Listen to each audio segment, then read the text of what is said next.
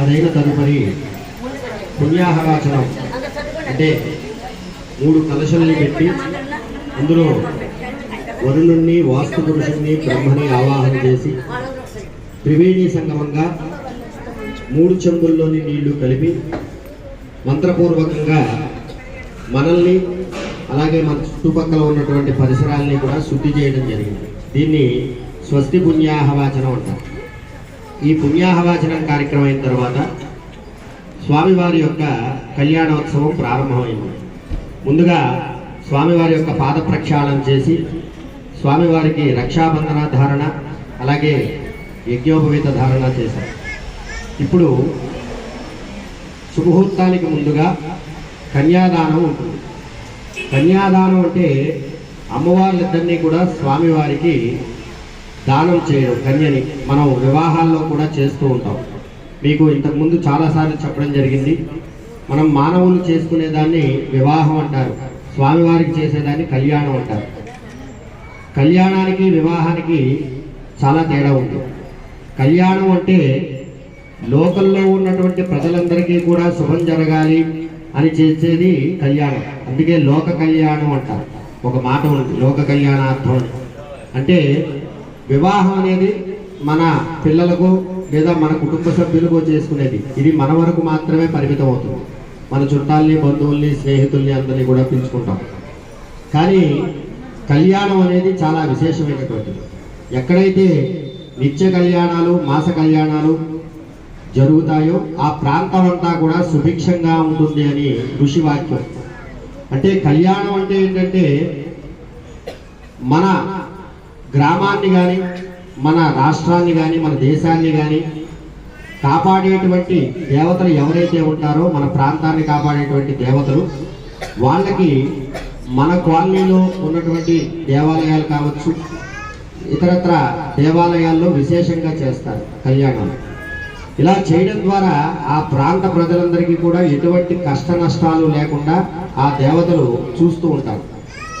అందుకే ఎక్కువగా వెంకటేశ్వర స్వామి వారి కళ్యాణాలు కావచ్చు, లేదా గణపతి కళ్యాణాలు ఎక్కువగా జరుగుతూ ఉంటాయి. వెంకటేశ్వర స్వామి వారి అంటే నిత్య కళ్యాణం జరుగుతూ ఉంటుంది, ప్రతిరోజు కళ్యాణం అయింది. తదుపరి తర్వాత స్థానంలో ఉన్నది గణపతి. ఎందుకంటే ఆదౌ పూజ్యో గణాధిప అంటారు. అంటే ముందుగా ఏ దేవతను పూజించాలన్నా గణపతిని ముందుగా పూజించాలి. గణపతి పూజ చేయకుండా ఏ కార్యక్రమం తలపెట్టినా కూడా అది సత్ఫలితాలను ఇవ్వదు, ఆటంకాలు కలుగుతూ ఉంటాయి. కాబట్టి ఆది దైవం ఎవరైతే ఉన్నారో అది గణపతి మాత్రమే. కాబట్టి అటువంటి గణపతి కళ్యాణం అనేది ఇంకా విశేషమైనటువంటిది. మన దేవాలయం ప్రతిష్ఠించిన దగ్గర నుంచి కూడా ప్రతి నెల కూడా విశేషంగా కళ్యాణం చేస్తూ ఉన్నాం. అదీ కాకుండా కార్తీక మాసంలో లక్ష దీపోత్సవ సమయంలో విశేషంగా చేస్తూ ఉన్నాం.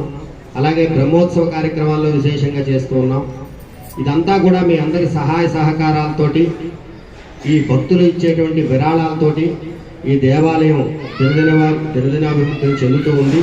దానికి గాను చాలా సంతోషం. మీ అందరూ కూడా ఇంకా మున్ముందు ఇటువంటి కార్యక్రమాల్లో పాల్గొని స్వామివారి అనుగ్రహాన్ని పొందవలసిందిగా కోరుచున్నాం. ఎందుకంటే మాకు అనుభవంగా ఉంటుంది. ఎవరో భక్తులు వచ్చి ఎక్కడెక్కడి నుంచో, మొన్న ఒక ఆవిడ కొట్టాపూర్ నుంచి వచ్చారు.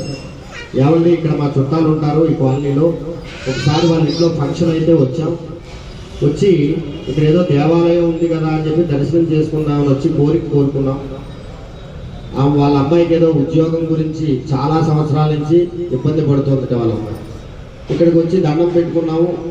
మాకు వెంటనే వెళ్ళిన 10 రోజుల్లోనే మా అమ్మాయికి ఉద్యోగం వచ్చింది, అందుకని మొక్కు తీర్చుకుందామని వచ్చామని చెప్తున్నారు. అంటే దేవాలయ విశిష్టత అంటే మనం మనస్ఫూర్తిగా స్వామిని ఎప్పుడైతే మనం వేడుకుంటామో తప్పకుండా చేస్తాం. అది దానికి ఉదాహరణగా మొన్న ఆవిడ వచ్చి చెప్తే మాకు చాలా సంతోషం అనిపించింది. ఎందుకంటే ఎక్కడైతే భగవత్ శక్తి ఉంటుందో అక్కడ మనం కోరుకున్న కోరికలన్నీ కూడా ఆయన నెరవేరుస్తాడు.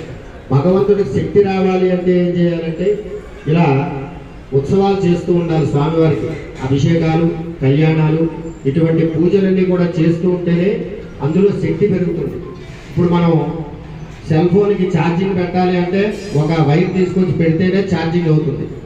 అలా వదిలేస్తే వాడుతూ ఉంటే కొన్నాళ్ళకి దాంట్లో ఉన్నటువంటి బ్యాటరీలో ఛార్జింగ్ అయిపోతుంది.